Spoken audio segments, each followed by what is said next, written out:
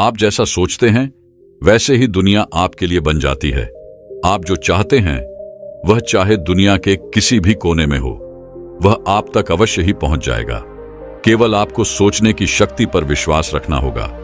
और यह विश्वास कैसे आएगा, यही हम आज एक प्रसिद्ध भिक्षु की कहानी के माध्यम से जानेंगे। तो चलिए कहानी की शुरुआत करते हैं।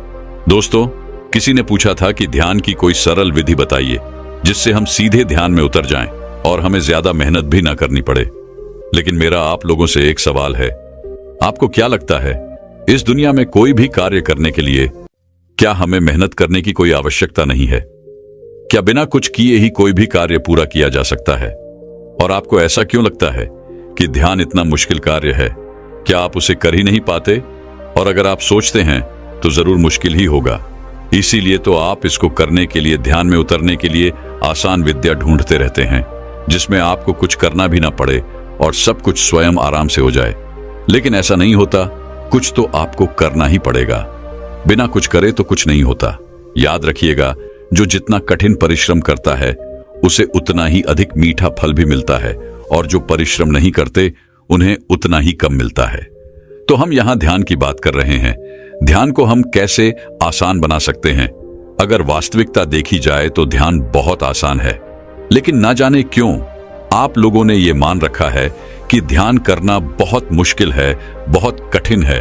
और मेरी एक बात अवश्य याद रखिएगा, एक मनुष्य के भीतर जो मानने की एक शक्ति है, ये उसके पूरे जीवन को बदल कर रख सकती है।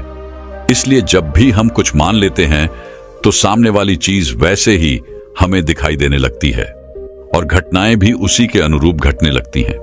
इसे एक छोटी सी कहानी के माध्यम से समझते हैं। एक छोटा सा गांव था। उस गांव में एक व्यक्ति रहता था जो हमेशा खुश रहता था। उसके सामने चाहे कितनी भी बड़ी मुसीबत या कितनी भी बड़ी घटनाएं क्यों ना जाएं, वह उनका हंसकर सामना किया करता था। इसलिए वो हमेशा हर परिस्थिति में खुशियां ढूंढ ही लेता था, क्योंकि उसका यह मानना था कि जो कुछ भी उसे जीवन में मिल रहा है उसे देने वाला वह भगवान है और उससे वह बहुत प्रेम करता था। इसीलिए हमेशा हर परिस्थिति में, सुख में, दुख में वह हमेशा अच्छा ढूंढ ही लिया करता था, जिस कारण वह हर परिस्थिति में खुश रहता था, हमेशा हंसता रहता था। लेकिन उसी के पड़ोस में एक और व्यक्ति रहता था और उसका वह पड़ोसी बहुत धनवान था। उसके पास बेशुमार दौलत थी, जबकि वह व्यक्ति बहुत गरीब था। वह धनवान पड़ोसी जब भी उस गरीब व्यक्ति को देखता तो उसे अच्छा नहीं लगता था, क्योंकि वो हमेशा खुश रहता था, हमेशा हंसता रहता था, आनंदित रहता था। ये देखकर प्रधान पड़ोसी उससे बहुत जलता था। उससे उसकी खुशी बर्दाश्त नहीं होती थी। वह तो बस उसे उदास देखना चाहता था। वह चाहता था कि वह रोए, गिड़गिड़ाए, परेशान रहे, चिंतित रहे, जिससे उसके मन को शांति मिले और उसे इस तरह से देखकर वह बहुत प्रसन्न हो सके। वह यह चाहता था कि उसका वह गरीब पड़ोसी ये मान ले कि सारी खुशियां धन से ही मिलती हैं। इसलिए एक दिन पड़ोसी उस गरीब आदमी के पास पहुंचा और उसे कहने लगा, मित्र, इस रास्ते में एक औरत रहती है जो रोज सुबह टोकरी लेकर निकलती है। जब भी औरत मेरे सामने आती है तो मेरा पूरा दिन बेकार हो जाता है, मेरा पूरा दिन बर्बाद हो जाता है। वह बहुत मनहूस है, इसलिए जब भी वह तुम्हारे सामने आए तो अपनी नजर चुरा लेना, अन्यथा तुम्हारा दिन भी पूरी तरह से बर्बाद हो जाएगा और तुम दिन भर परेशान रहोगे, चिंतित रहोगे। तुम्हारे साथ कुछ ना कुछ अनहोनी घटती ही रहेगी। इतना कहकर वह धनवान पड़ोसी वहां से चला गया। लेकिन उस गरीब व्यक्ति ने उस धनवान व्यक्ति की बातों पर बिल्कुल ध्यान नहीं दिया। अगले दिन वह धनवान व्यक्ति एक बार फिर उस गरीब व्यक्ति के पास आया और एक बार फिर से उसने उस औरत के बारे में वही सारी बातें कही। ऐसा ही करीबन उसने एक सप्ताह तक किया। वह हर रोज आता और उस गरीब व्यक्ति को उस औरत के बारे में इस तरह की बातें बताता और फिर अपने काम पर निकल जाता। एक दिन वो गरीब व्यक्ति खुशी खुशी कहीं जा रहा था। तभी रास्ते में उसे वो टोकरी वाली औरत नजर आ गई और ठीक उसी समय पर उसे उस समय बात भी याद आ गई कि यह औरत मनहूस है। जो भी इसका चेहरा देख लेता है उसका पूरा दिन बर्बाद हो जाता है। उसके साथ कुछ ना कुछ अनहोनी घटती ही रहती है। वह यह सोचता हुआ आगे जा ही रहा था कि तभी अचानक उसके पैरों में एक कांटा चुभ गया। अब ऐसा नहीं है कि उसे पहली बार कांटा चुभा था। जब भी उसे कांटा चुभता तो ईश्वर का धन्यवाद करके आगे की ओर बढ़ जाता था। वह हमेशा यही कहता था कि हे ईश्वर, आपका बहुत बहुत धन्यवाद, आपने मुझे बचा लिया, अन्यथा इससे कुछ बड़ा हो सकता था। लेकिन आज जब उसके पैरों में कांटा चुभा तो उसने सोचा शायद वह धनवान व्यक्ति सही कहता है। यह औरत मनहूस है, जो भी इसका मुंह देख लेता है उसका पूरा दिन बर्बाद हो जाता है। उसके साथ कुछ न कुछ अनहोनी घटने लग जाती है। अब से जब भी वह गरीब व्यक्ति कहीं जा रहा होता है तब तक वह टोकरी वाली औरत उसके सामने आ जाया करती। हालांकि वह उसके सामने पहले भी आया करती होगी, लेकिन तब उसका ध्यान उस पर नहीं जाता था। लेकिन अब उसका पूरा ध्यान केवल उसी पर था। जब भी वो उसके सामने आती तो उसे वो दुख के पल याद आने लगते, जब उसका मुख देखने के कारण उसे कुछ दुख मिला हो। और इसी तरह वो उन दुखों के छड़ों को इकट्ठा करता चला गया और उन दुखों के लिए वह हमेशा उस औरत को जिम्मेदार मानने लगा, उसे कोसने लगा। और इसी प्रकार धीरे धीरे उसके मन की जो खुशियां थीं वह क्षीण होती चली गई। वह हमेशा दुखी रहने लगा था, परेशान रहने लगा था। अब उसके साथ कुछ भी अच्छा नहीं होता था। वह छोटी से छोटी चीजों में भी दुख ढूंढ ही लेता था। ऐसा ही कई दिनों तक चला और अब वह उस औरत से बहुत परेशान हो चुका था। वह उसे किसी तरह से भी छुटकारा पाना चाहता था। एक दिन वह अपने मार्ग में आगे जा रहा था कि तभी उसके सामने वह औरत आ गई। उसे देखते ही उसका पैर फिसल गया और वह पास ही के एक गड्ढे में जा गिरा। जैसे तैसे उसने खुद को वहां से निकाला और वो वापस अपने घर पहुंचा और मन ही मन वो उस औरत से छुटकारा पाने के लिए तरह तरह के तरीके ढूंढ रहा था। उसे उस औरत पर बहुत गुस्सा आ रहा था और तभी उसके मन में ख्याल आया कि क्यों ना मैं इस औरत को हमेशा हमेशा के लिए खत्म कर दूं। ना तो यह औरत रहेगी और ना मेरे साथ यह अनहोनियां होंगी, ना मुझे इस तरह से परेशान रहना होगा। देखते ही देखते रात्रि का समय हो चुका था। इन्हीं विचारों के साथ वह उस रात उसे हमेशा हमेशा के लिए खत्म करने के लिए निकल पड़ा। वह तेजी से आगे बढ़ रहा था कि तभी वह अचानक एक व्यक्ति से टकरा गया। वह व्यक्ति और कोई नहीं बल्कि उसका गुरु था। वह गुरु अपने उस शिष्य को देखकर यह समझ चुके थे कि यह बहुत परेशान है और किसी न किसी चिंता में है। तभी वह अपने शिष्य से कहते हैं, इतनी रात को कहां जा रहे हो? इस पर उनका शिष्य कहता है, हे गुरुवर, मैं उस टोकरी वाली औरत से बहुत परेशान हो चुका हूं और अब तो मैं उसे रास्ते से हटाकर ही दम लूंगा। उसने मेरा पूरा जीवन बर्बाद कर दिया है। हर रोज मेरे साथ कुछ ना कुछ अनहोनी होती रहती है। अब मैं उसे नहीं छोड़ूंगा। उसे तो मैं उसकी अंजाम तक पहुंचाकर ही दम लूंगा। तभी उन गुरुवर ने उस व्यक्ति के हाथों में हथियार देखा और उसे कहने लगे, अच्छा तो तुम उसकी हत्या करने जा रहे हो? इस पर वह गरीब व्यक्ति कहता है, हे गुरुवार, उसने मेरे सुखी जीवन में आग लगा दी है। मेरा जीवन पूरी तरह से बर्बाद हो चुका है। हर रोज मेरे साथ कुछ ना कुछ अनहोनी घट जाती है। मैं हर रोज केवल यही प्रयास करता हूं कि वो मुझे मार्ग में न मिले, लेकिन वो हर रोज मेरी मार्ग के बीच में आ ही जाती है। उसके कारण मेरा पूरा जीवन नर्क बन चुका है। इसी कारण मैं बहुत परेशान हो चुका हूं। इसीलिए मैंने ये तय किया है कि अब मैं उसे नहीं छोड़ूंगा। मैं तो उसे अपने मार्ग से हटाकर ही दम लूंगा। इस पर वह गुरु मुस्कुराने लगे और उस व्यक्ति से कहते हैं, इसके लिए तुम्हें उसकी हत्या करने की कोई आवश्यकता नहीं है। मैं तुम्हें एक मार्ग दिखाता हूं, तुम उस पर चलो, तुम्हारा सब कुछ फिर से अच्छा होने लगेगा। इस पर वह व्यक्ति कहता है, हे गुरु, बताइए वह कौन सा मार्ग है? मुझे क्या करना होगा? तभी वह गुरुवर कहते हैं, इसी मार्ग पर एक और औरत रहती है और मैंने उसके बारे में बहुत कुछ सुना है। मैंने यह भी सुना है कि जो कोई भी उसकी शक्ल देख लेता है उसका पूरा दिन बहुत अच्छा बीतता है, उसके साथ सब कुछ अच्छा होता है। वह बहुत भाग्यशाली है। जो भी उसके दर्शन कर लेता है उसके जीवन में आने वाले दुख आधे हो जाते हैं। इसलिए जब भी तुम इस मार्ग से निकला करो तो उस औरत के दर्शन अवश्य किया करो। तुम्हारे जीवन के सारे दुख देखते ही देखते खत्म हो जाएंगे। इतना कहकर वह गुरु अपने मार्ग में आगे की ओर बढ़ चले। उस व्यक्ति को अपने गुरु की बात पर पूरा यकीन था, इसलिए वो वापस अपने घर की ओर लौट गया। अब से जब भी वह किसी कार्य के लिए उस मार्ग से होकर गुजरता था तो वह उस औरत के दर्शन अवश्य करता था।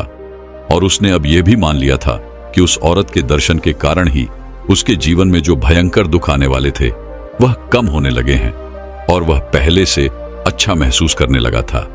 वह पहले से खुश महसूस करने लगा था, क्योंकि वह हर रोज उस औरत को देखकर वहां से निकल जाता और उसके साथ सब कुछ अच्छा हो जाता। उसे इस बात का विश्वास हो चुका था कि अब उसके साथ कुछ भी गलत नहीं होगा, उसके साथ सब कुछ अब अच्छा ही होगा। यदि उसके साथ कुछ भी गलत होता था तो वो यही सोचता था कि शायद मेरा इससे भी बड़ा अहित होने वाला था, लेकिन उस औरत के दर्शन के कारण मैं बच गया।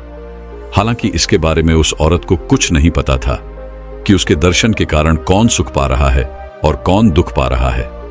तो दोस्तों, हम यहां पर बात कर रहे थे मान लेने की। ध्यान में मान लेना एक बहुत बड़ी भूमिका निभाता है। अगर आप ये मान लेते हैं कि ध्यान कठिन है और इसे आप कभी नहीं कर सकते, तो आप यकीन मानिए आप इसे कभी नहीं कर पाएंगे, क्योंकि आपका विश्वास यही कहता है। आपने जो मान रखा है, आपने जो विश्वास रखा है, वह यही कहता है। और तो और कुछ लोग ऐसा भी कहते हैं कि ध्यान करने से लोग पागल हो जाते हैं। यदि आप ऐसा मानते हैं तो आपके साथ भी ऐसा ही होगा। लेकिन जरा यह सोचिए, क्या नकारात्मक विचारों से सकारात्मक चीजों को उत्पन्न किया जा सकता है? क्या नकारात्मक विचारों से सकारात्मक विचारों का निर्माण किया जा सकता है? नहीं। यदि आपको सकारात्मक होना है तो आपको सकारात्मक सोचना होगा, सकारात्मक चीजें माननी होंगी, सकारात्मक चीजों पर विश्वास करना होगा और सकारात्मक विचार ही उत्पन्न करने होंगे। इसलिए जो आप मान लेते हैं आपके साथ भी वैसा ही होता है। तो अब बात आती है कि ध्यान कैसे किया जाए। शुरुआत में तो हम केवल ध्यान करने की कोशिशें कर सकते हैं, लेकिन एक बात आपने यह भी ध्यान दी होगी, आप पूरे दिन में बहुत सारा समय यूं ही व्यर्थ गवा देते हैं। लेकिन यदि कोई आपसे यह कहे कि केवल 5 मिनट दिन में, केवल 5 मिनट आप अपने ध्यान को दीजिए, तो आप यह नहीं कर पाएंगे। हालांकि आप अपना अधिकांश समय यूं ही व्यर्थ गवा देते हैं, लेकिन वो 5 मिनट आप ध्यान करने में नहीं दे सकते। आपसे कोई कहे कि 5 मिनट बैठकर शांति से केवल अपनी सांसों पर ध्यान दीजिए, तो यह आप नहीं कर पाएंगे। हो सकता है कि आप में से अधिकांश लोग इसे 1 दिन करें, 2 दिन करें, 3 दिन करें, 4 दिन करें, और फिर किसी की बात सुनकर अगर आपको और भी ज्यादा प्रेरणा मिल जाए तो हो सकता है क्या आप उसे 15 से 20 दिन या फिर महीना भर कर सकते हैं। लेकिन फिर आप इसे ऊपरी मन से करने लग जाएंगे और एक ना एक दिन आप इसे छोड़ देंगे। लेकिन आपने यह नहीं सोचा कि जहां पर आप अपना समय यूं ही वेस्ट कर देते हैं, वहां पर केवल दिन में 5 मिनट निकालना क्या इतना मुश्किल है? जरा सोचिए, क्या इससे सरल और इससे आसान कुछ हो सकता है? हाँ, शुरुआत में हम ध्यान का अभ्यास जरूर करेंगे, शुरुआत में हम ध्यान करने का प्रयास जरूर करेंगे, लेकिन ध्यान नहीं लग पाएगा। इससे आप परेशान होने लगेंगे, चिंतित होने लगेंगे और तरह तरह की अलग मार्गों को ढूंढने लग जाएंगे, जो इससे भी सीधा हो, सरल हो, आसान हो, जिसमें आपको कुछ करना भी ना पड़े और आप आसानी से ध्यान में उतर जाएं। और कुछ लोग जो धैर्य बनाकर रखेंगे और ध्यान की कोशिश अर्थात ध्यान का अभ्यास निरंतर करते रहेंगे, वह एक ना एक दिन ध्यान में जरूर और उतरते जाएंगे और देखते ही देखते यह ध्यान संपूर्ण हो जाएगा। और जब आप एक बार उस ध्यान में उतर जाएंगे, तब आप अपने जीवन को देख सकेंगे, उसकी वास्तविकता को जान सकेंगे, अपने आप को पहचान सकेंगे। तब आपकी सोच और समझ का विस्तार होने लगेगा। महात्मा बुद्ध भी इसी तरह से ध्यान किया करते थे। वह केवल अपनी सांसों पर ध्यान लगाया करते थे, क्योंकि सांस ही एक ऐसी चीज है जो आपके साथ हमेशा रहती है। जब तक आपका यह शरीर है, तब तक आपकी सांसें भी हैं और तभी तक ध्यान संभव है। बिना सांसों के या बिना शरीर के ध्यान नहीं किया जा सकता। सांस रूपी या एक ऐसा यंत्र है जो आपको मिला हुआ है, जिस पर आप कभी भी, कहीं भी, किसी भी अवस्था में ध्यान केंद्रित कर सकते हैं। बाकी ऐसी कोई चीज नहीं जिसे हर जगह, हर समय अपने साथ आप लेकर चल सकते हो और वह आपको इस भौतिक जगत से आपके आंतरिक जगत तक जोड़ती हो। क्या आपने कभी एक पल के लिए सोचा है कि आपको दिन भर में कितनी सांसें आती है और कितनी सांसें जाती हैं? क्या आपने कभी इस पर ध्यान दिया है? क्या आपने कभी यह भी ध्यान दिया है कि क्या आप सांसें ले रहे हैं या नहीं? तो चलिए एक छोटा सा प्रयोग करके देखते हैं। आप सबके पास मोबाइल फोन तो होगा ही, जिसे आप यूज करते हैं। आपके पास इंटरनेट भी होगा। आपका जब मन करता है तब आप अपने फोन पर उंगलियां चलाने लग जाते हैं। कुछ नहीं तो आप बार बार फोन ऑन ही करके देख लेते हैं। कुछ मिल जाए कुछ मजेदार ढूंढने लगते हैं, क्योंकि फोन आपकी एक आदत सी बन चुकी है और आप उसके बिना एक सेकंड भी रह नहीं पाते। तो अब आपके मन में यह प्रश्न उठ रहा होगा कि आखिर आपको करना क्या है। तो आपको बस एक छोटा सा काम करना है। आपको अपने इस फोन को कुछ देर के लिए अपने आप से दूर रखना है और अपने आप पर ध्यान केंद्रित करना है कि आप कितनी देर तक फोन को बिना इस्तेमाल किए रह सकते हैं। जब आप ध्यान देंगे तब आपको यह एहसास होगा कि आपके भीतर से कोई ऐसा है जो आपसे यह कह रहा होगा, जो आपसे जोर जबरदस्ती करेगा कि उस फोन को उठा लो, उस फोन को ऑन करो और देखो कि क्या हो रहा है, क्या चल रहा है, कुछ नया तो नहीं आया, कुछ मजेदार आया होगा। अब आपके मन में यह प्रश्न उठ रहा होगा, क्या आखिर ये जोर जबरदस्ती हमसे करेगा कौन? तो ये कोई नहीं है, ये तो केवल आपकी एक आदत है। और ये आदत घटना चाहती है, क्योंकि हम जो भी आदतें अपनाते हैं वो आदतें घटने के लिए ही होती है और वह सभी घटना ही चाहती है। वह आपके द्वारा बाहर की ओर कार्य करना चाहती है। और अगर यह एक आदत है जो आप पर हावी हो रही है, तो आंखें बंद करना और ध्यान देना कि आप में यह आदत कहां से आई है और आपके भीतर यह कहां समाई हुई है। क्या आप इसे जान सकते हो? क्या आप इसे पहचान सकते हो? क्या आप इस पर नियंत्रण पा सकते हो? अगर हां, तो कैसे? और यह केवल एक आदत नहीं है, ऐसी कई सारी आदतें हमारे भीतर यूं ही छुपी हुई है जो हमारे द्वारा बाहर के कार्य करना चाहती है, अर्थात घटना चाहती है। और इन्हीं आदतों के कारण हमारा निर्माण होता है। यही आदतें हमारा निर्माण कर रही हैं, और वो भी बिना हमारी अनुमति के। क्या आपने इस बारे में कभी सोचा था? ऐसे ही जीवन की छोटी छोटी बातों में आप ध्यान को केंद्रित कर सकते हैं, उसमें अपने आप को ढूंढ सकते हैं, समझ सकते हैं, पहचान सकते हैं, उनकी वास्तविकता और सत्यता को देख सकते हैं। हो सकता है यह प्रयोग आप में से कई लोगों को समझ में आया हो और ना भी समझ में आया हो। यदि आपको समझ में आया तो आप मुझे कमेंट में जरूर बताइएगा, और यदि आपको यह प्रयोग नहीं समझ में आया तो भी आप मुझे कमेंट में बता सकते हैं। कर्तव्यनिष्ठ इंसान बनने के लिए केवल एक ही विचार को बार बार सोचकर कैसे सफलता प्राप्त की जा सकती है, इसी विषय पर हम अगली कहानी आपको सुनाएंगे। तो चलिए कहानी की शुरुआत करते हैं। दोस्तों, पूरे राजमहल में पायल की झंकार गूंज रही थी। मंत्री, सेनापति और अन्य सभी सभासद नशे में पूरी तरह से डूबे हुए थे। यहां तक कि सम्राट भी पूरी तरह से मदहोश हो चुके थे। भोग विलास का यह दृश्य देखकर गुरुवर को बहुत तकलीफ हुई। उनके सीने में मानो एक खंजर सा गड़ गया।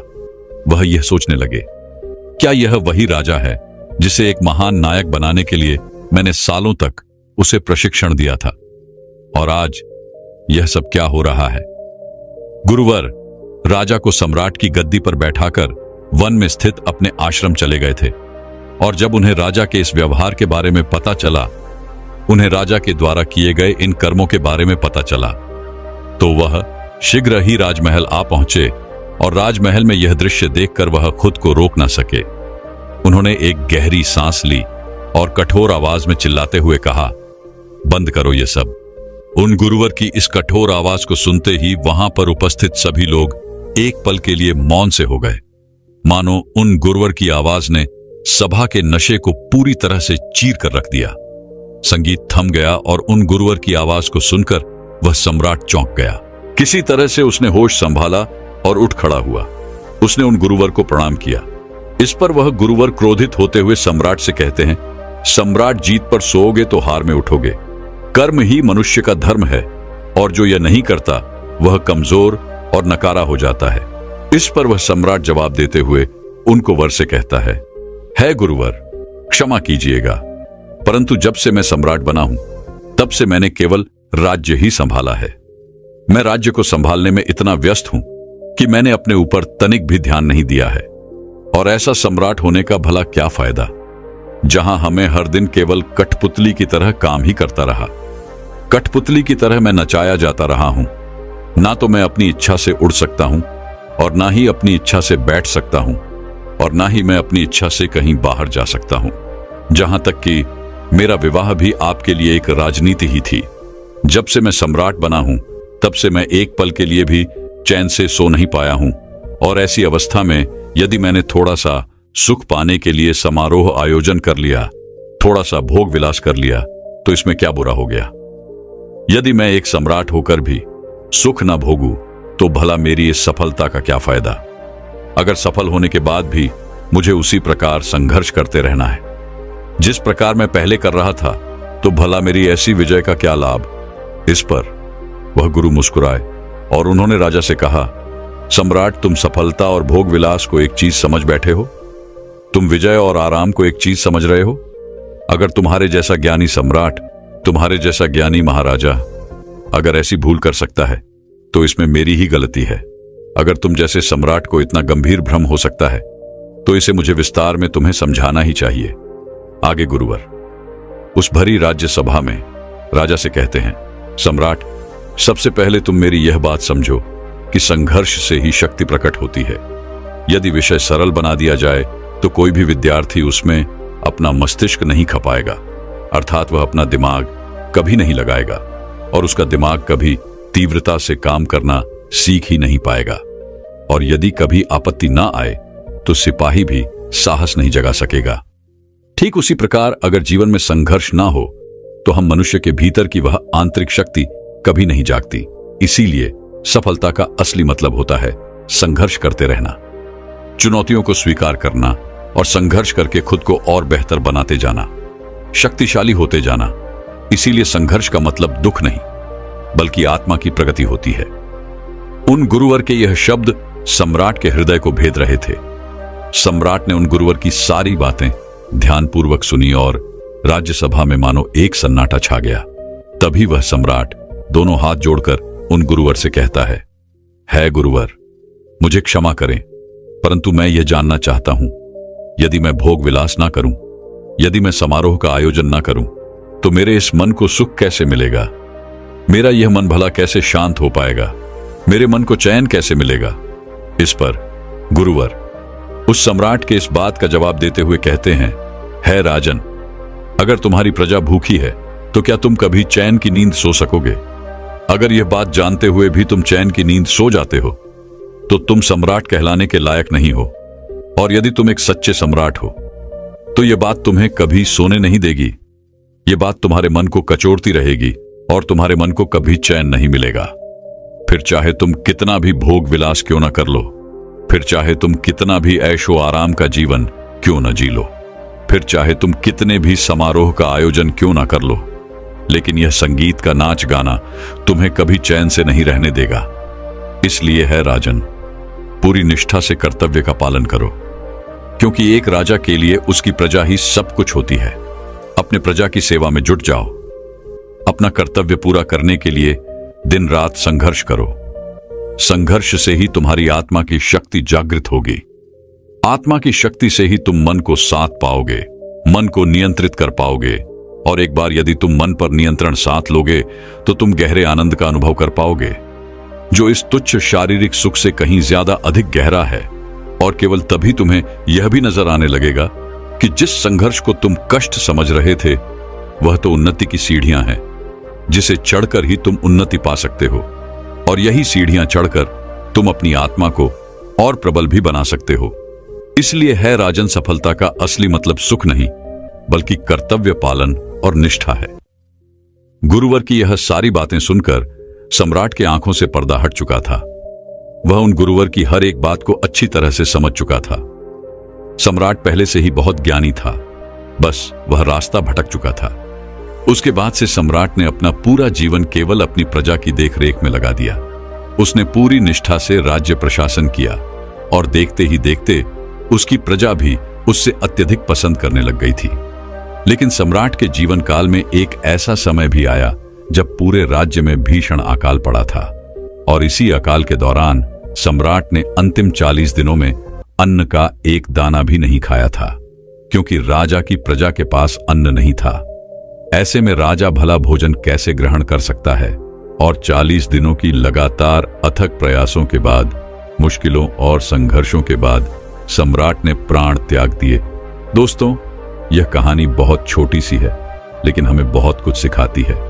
आपने देखा होगा कि आजकल हम तरह तरह की संगीत सुनते हैं, मूवीज देखते हैं, तो हमें लगता है कि सफलता का असली अर्थ यही है, पैसा कमाओ और फिर जिंदगी में आराम करो, महंगी महंगी गाड़ियों में बैठो, महंगी कपड़े पहनो।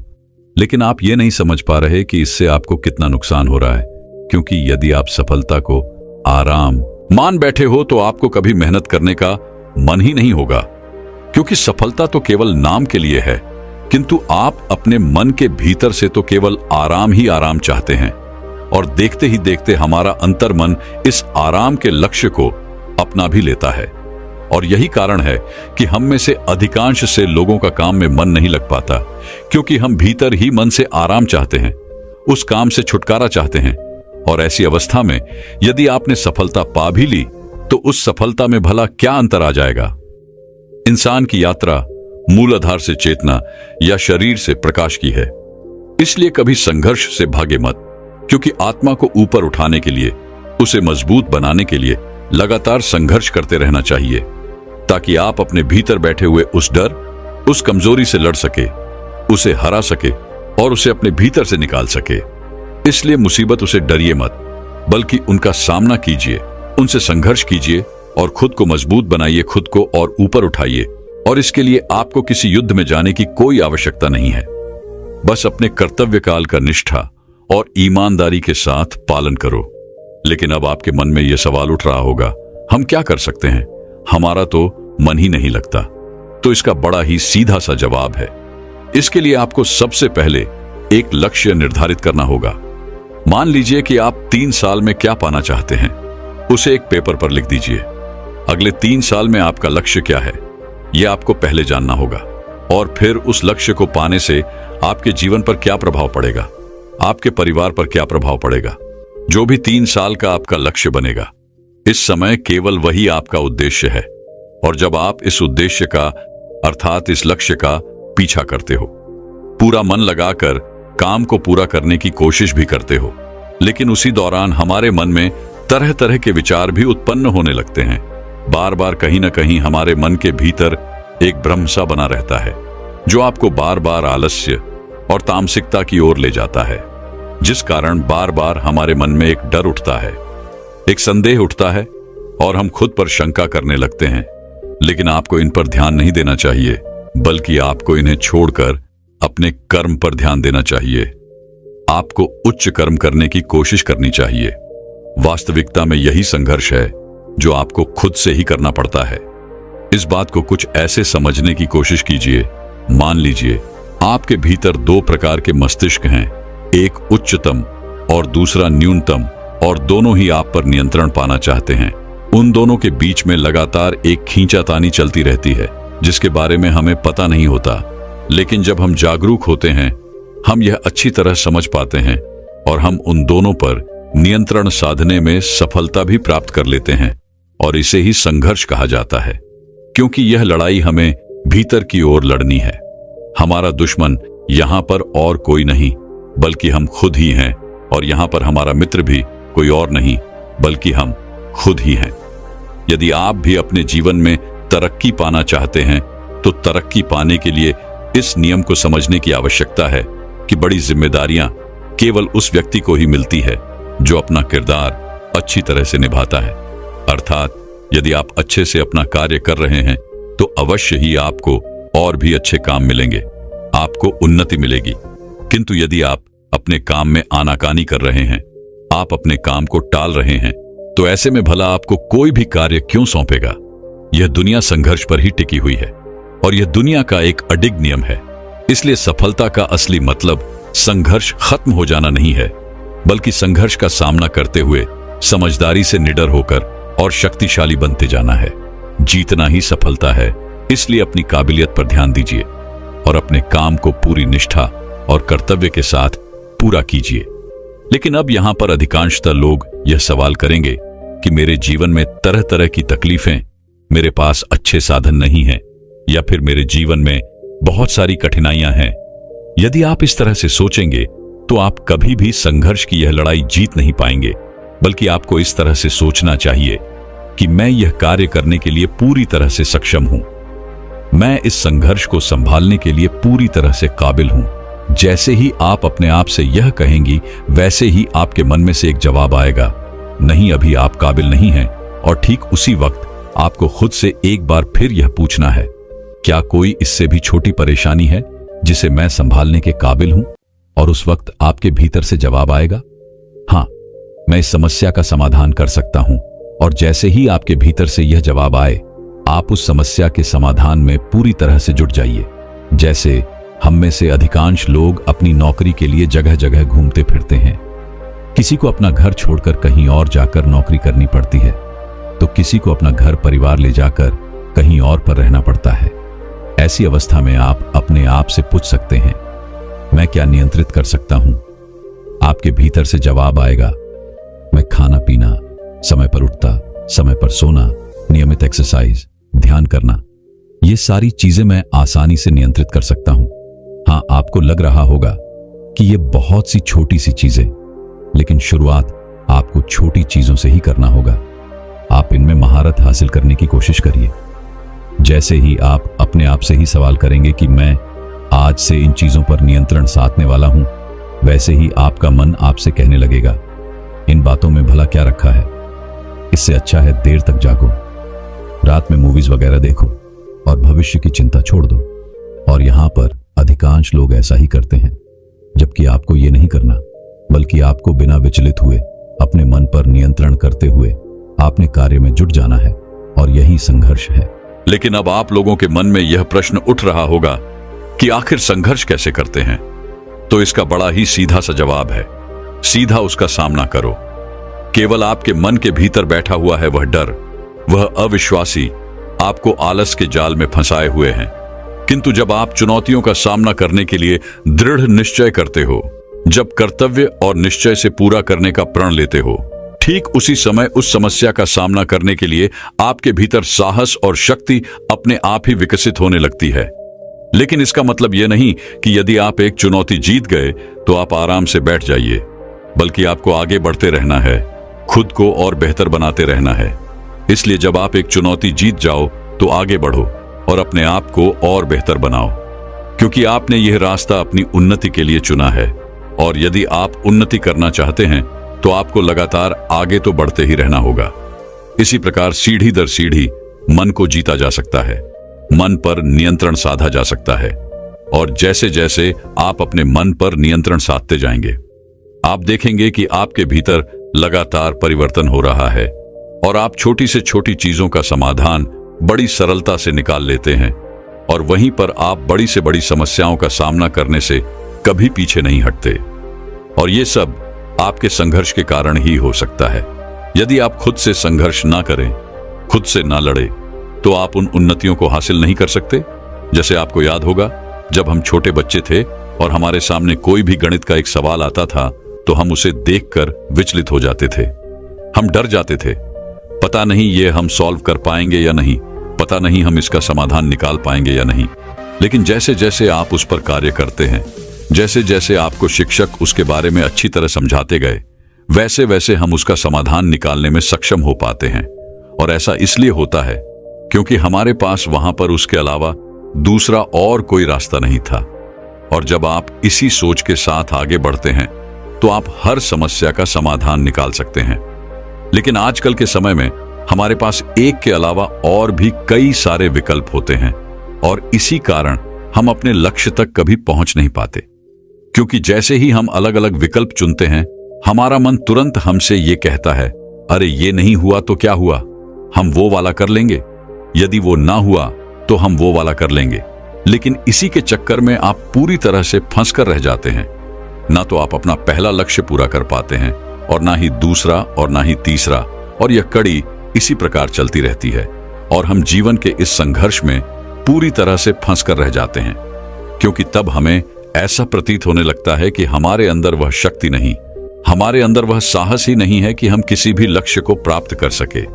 किंतु यदि आप अपने जीवन में केवल एक लक्ष्य रखते हैं और एक ही विकल्प रखते हैं कि मुझे इस लक्ष्य को किसी भी हालत में हासिल करना है, तो आप खुद ब खुद उस लक्ष्य को हासिल करने के लिए तैयार हो जाएंगे। आपके भीतर वो शक्ति, वो साहस उत्पन्न होने लगेगा और आप देखते ही देखते उस लक्ष्य की ओर तेजी से आगे बढ़ने लगेंगे। और एक समय ऐसा भी आएगा जब आप उस लक्ष्य को बड़ी सरलता और आसानी से हासिल भी कर लेंगे। लेकिन जब पीछे मुड़कर आप अपनी उस यात्रा को देखेंगे, तब आपको एहसास होगा कि ऐसा कैसे हो सकता है। मुझे तो कभी लगा ही नहीं था कि मैं इतनी कठिन यात्रा कर सकता हूं, लेकिन वास्तविकता यही है कि आप कुछ भी कर सकते हैं। जो आप चाहते हैं वह आप कर सकते हैं, जो आप चाहते हैं वह आप पा सकते हैं। दोस्तों, मैं उम्मीद करता हूं कि यह कहानी सुनने से आपके जीवन में अच्छे बदलाव आए होंगे। आपको इस वीडियो से क्या सीखने मिला ये कमेंट करके जरूर बताइए, और अपने परिवार, दोस्तों या आपके करीबी इंसान के साथ ये कहानी शेयर करके उन्हें भी इस ज्ञान से परिचित करवाए। बाकी अगर आपको ये वीडियो दिल से अच्छी लगी हो तभी इस वीडियो को लाइक कर देना, और आपने अब तक इस चैनल को सब्सक्राइब न किया हो तो चैनल को सब्सक्राइब भी जरूर कर देना। आपका हर दिन शुभ हो और खुशियों से आपका जीवन भरा रहे। धन्यवाद। नमो बुद्धाय।